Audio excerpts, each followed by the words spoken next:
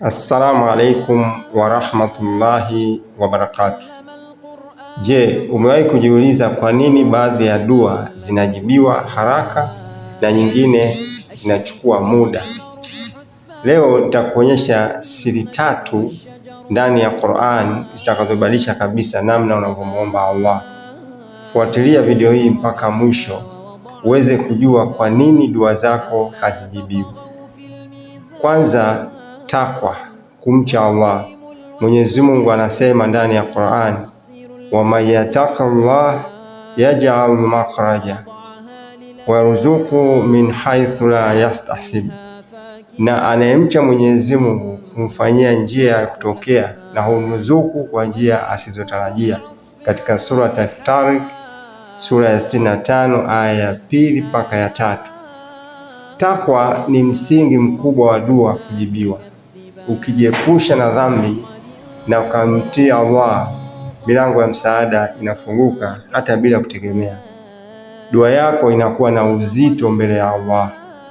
Acha dhambi unazozijua, anza hapo, utaona mabadiliko kwenye dua zako. Pili, kuwa na imani na uhusiano na Allah.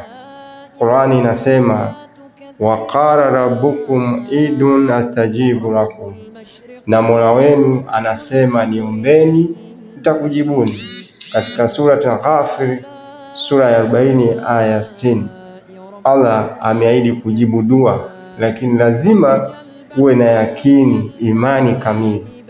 Usiombe huku una shaka, omba ukiwa na uhakika kabisa kuwa Allah atakusikia na atakujibu kwa wakati sahihi. Badilisha moyo wako kabla ya kubadilisha maneno ya dua. 3, subra, uvumilivu.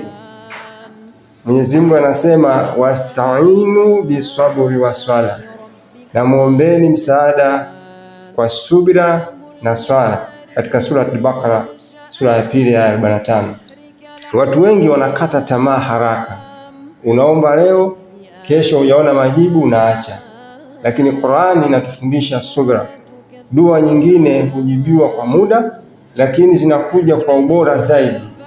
Endelea kuomba hata kama huoni majibu bado, ukizingatia mambo haya 3: takwa, imani ya kweli, subra. Utaona mabadiliko makubwa kwenye maisha yako. Dua zako zitajibiwa. Utaona mabadiliko makubwa. Anza leo, chagua dua moja, omba kwa moyo wako wote na umwachie Allah matokeo. Usisahau kufollow, kushare ili watu wengine wapate elimu kama hii inshallah.